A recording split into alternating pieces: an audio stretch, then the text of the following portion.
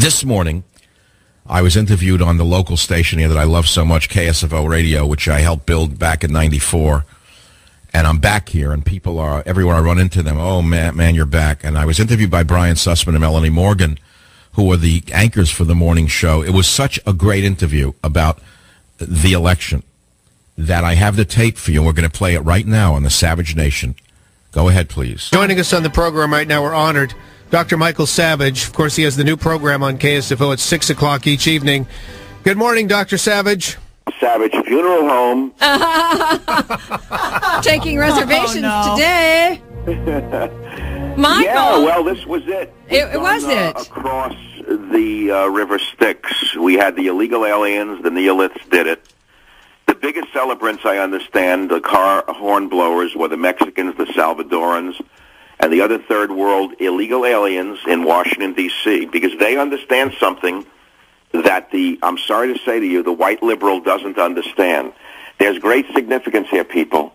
America has finally given up the global cultural war. This is a bigger story than the Cold War, the Iraq War, the Afghanistan War. This country, as you well know, if you look at the heartland, is primarily a deeply conservative Christian nation. And it stood out for all of the differences with that have caused ruin throughout much of the rest of the world. What are they? You talk about them every day. Welfare addiction, terrible justice, high taxation, commitment to the nation's sovereignty, Christianity. What is the rest of the world? It's partly secular, partly Muslim. It believes in the fantasy of global warming, and we stood against it. It's over. And why did it happen?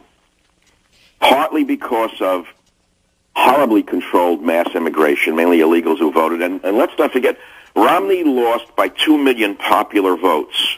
How many people did Obama grant amnesty to just 3 months ago or 6 months ago? I don't remember the month. With the wave of his magic wand. Remember, he called it the Dream Act, the Dreamers? Mm-hmm. Said it was 1.3 million. Mm-hmm. It wasn't 1.3. Who knows? 2 million, 3 million? How do we know they didn't vote? They sued to make sure there was no voter ID. Even the UN observers were shocked to find out that voter ID is not permitted in America. This election was rigged from top to bottom, whether it be the media, illegal aliens, you name it. Nevertheless, there's also, Michael, I'm afraid to report this morning that there were a lot of Republicans who sat on their hands and did not vote. Well, of course, because we had Mr. Rogers' neighborhood running for office. We didn't have Barry Goldwater. Mm-hmm. Remember the great, great Barry Goldwater? Mm-hmm. I know people don't even know who he is. Extremism in the defense of liberty is no vice. Remember that great saying? And here we had Mr. Moderate, who wouldn't raise the issues of Benghazi. Yeah. I can name 10 issues that could have destroyed Obama in debate. You remember debate one, everyone loved Romney? Let's cut to the chase here, Melanie. You're a woman, thank God. Women didn't like Romney. They didn't want a weak man in the White House. They didn't vote for him. I'm telling you, I'm embarrassed to be a woman today because so many fellow females voted with their ovaries instead of their brains. God. Well, I can't comment on that. You're allowed to say it. I am allowed to say it. Go for it, Michael. Come on. But Michael, getting back to this illegal alien situation, I mean, to your point, I think that's an analysis that's spot on, especially given the fact that, what did we see when we went to the polls? We saw vote aquí. The signs were in Spanish, inviting people to come. I'm very angry in America that they've turned it de facto into a bilingual nation. How did they do this? The fact of the matter is, the left-wing teachers, the sexual revolutionaries, the candy crawlies of the world, they destroyed us. And now the United States, like Britain before it, has now started its descent into the third world. Where now will those of us who believe in these values go? Tell me where America is. Is there an America to move to? You know, on the local front, people, Governor Brown, who was the most devious governor since Governor Brown. You're right. You know, I was hoodwinked by him about 5 years ago. I gave him money because my good friend, who you know, Melanie, yes, told me he was a moderate, he had changed, and da-da-da-da-da. He has not changed. He hasn't. And when the minute he won, he went back to his roots of being what he is. Nevertheless, he just passed the tax measure, which was losing when I went to sleep last night at about midnight. It was losing. And my son said, Dad, when you wake up in the morning, they're going to win. Because they control the ballot boxes in the state, and the unions are going to stuff it any way they want, and it won.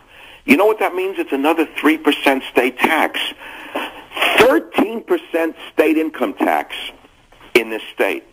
We can't afford it. What's going to happen is we've gotten calls this morning, Michael. People are calling up saying today they are getting layoff notices. 500 people called up this morning, or a woman said that her husband and 5 others were being laid off. 500 others were being laid off at a union shop in Sacramento today. They got the notice today that they were going to be gone by the end of the year. That's just one call today. I shouldn't say this, but I'm going to say it. I really shouldn't make this statement on the air, but I'm so agitated by what Governor Brown did in this state that I'm seriously considering leaving the state. I own property in Florida. I love California, but I'm very seriously considering leaving it for good. I will not support this corrupt state run by union goons. I won't do it. Well, you're going to have trouble at the U-Haul's desk because there will be so many people that you'll have to stand in line behind. Well, it's a family situation, but, pardon me for working it in, and I have to do this in a heartfelt manner. Today I have to tell you that it's the publication date of my memoirs called Train Tracks. Yes. Stores everywhere. And I raise it for 2 issues. One, to sell a book. I'll be naked about it. But 2, the back cover is a picture of my grandfather, Sam, who was the immigrant to the nation. He came here, he died at age 47, working his heart out, so that his grandson, I, could have a better life. I wake up and it's almost become the Russia that he fled. Instead of having the Romanovs running the nation, we have a constellation of the equivalent of the royalists running this nation without any democracy whatsoever. They've rigged the elections. And I ask myself, where will my grandchildren be if I have any down the line? What's this nation going to look like when you have so many illegal aliens who have no conception of what the nation is about? No. All they want is free handouts. Yeah, they want free stuff. The American ethos means nothing to them.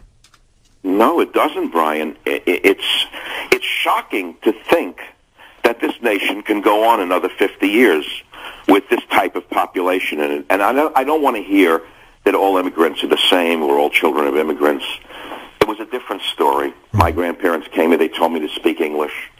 They told me to become an American. They told me it was the greatest country on earth. They didn't wave Russian flags in the living room. I go to sporting events. I see Mexican flags at a boxing match. I get angry. I don't live in Tijuana. Why am I seeing Mexican flags in my country? But this is an old story. It's a trivial story, but it's symbolic of what just happened. What just happened is the election was stolen on every level. The media, the illegal aliens, the cover-ups. Benghazi alone should have sunk Obama. He is the biggest failure in the history of modern America in terms of foreign policy, is he not? When do the impeachment hearings begin, Michael? That's the question. Well, they're liable to impeach Romney for daring to run against him. Well, and Melanie, when does Michelle take vacation? She's been hiding her vacation addiction for the last several months now. Oh, she'll be out on Air Force One later this afternoon. They'll be back on the menu in no time. She'll be in Europe. With her mother living in the White House. How is that possible? But this is all trivial stuff. This is a seminal moment. I got an email from an old acquaintance in England who's an inheritance case, never worked a day in his life. I knew his father well. And he actually celebrated, he's still an American citizen, lives in London, that he voted for Obama. He was trying to make me feel bad.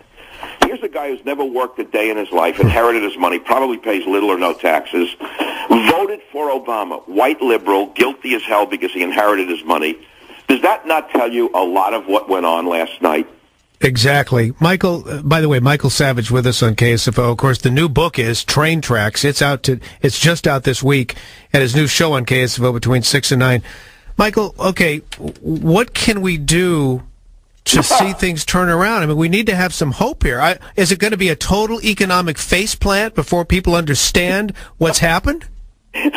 I'm laughing because I'm laughing not at you. I'm laughing because we can't do a darn thing about it. We lost everything. I mean, Scott Brown, the rhino, what happened there? He got his ass handed to him on a platter. That's right. Came along, missed the pickup truck, then turned into Kennedy. Yeah. As I said last night on KSFO, reminded me almost exactly of the Meg Whitman debacle. Remember that campaign? Here's a woman who had a great story to tell about, rising from nothing. Sure. A wealthy woman on her own brains with eBay. And what kind of campaign did she run? The very same campaign that was run by Scott Brown and by Mitt Romney, probably by the same damn advisors who worked for Obama in the last election. They said, oh, don't be extreme. Don't be an extremist. Don't talk about borders, language, and culture. No, run toward the middle and show them what a nice person you are, Meg. She got her butt whipped. Exactly the same thing happened last night. The conservative base turned their back on Romney because he deserved to have the conservative base walk out of his theater. And that, my folks, all you friends out there listening, is the reason we lost this election. Melanie, do you have exit polls showing that the conservatives did not, in fact, come out in sufficient numbers? We do indeed. This morning they came out and said it was the Republican turnout, that we were the ones who had the enthusiasm gap. Even though Obama's supporters were down by 10 million from the previous election, it was our people who didn't turn out in large enough numbers to overcome that deficit. That's an interesting analysis. I'm going to look into it for tonight's show because that would tell us everything, wouldn't it? It certainly does. It tells us that it was the enthusiasm gap because Romney tacked to the middle, and when he did that, he lost the election. Well, I guess that's it. It's the post-mortem now, and then let's talk about talk radio. Is this good for talk radio or bad for talk radio? Well, let's talk about the fairness doctrine. What do you think will happen? They don't need the fairness doctrine. They're not going to do it that way.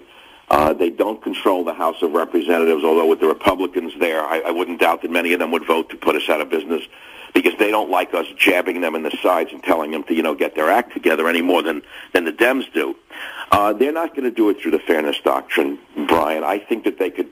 No, I don't even want to say it because I can give them some good ideas which they already have to eliminate any opposition to their policies. Even look here, we live in California, which is a one-party state. How'd that work out for the state?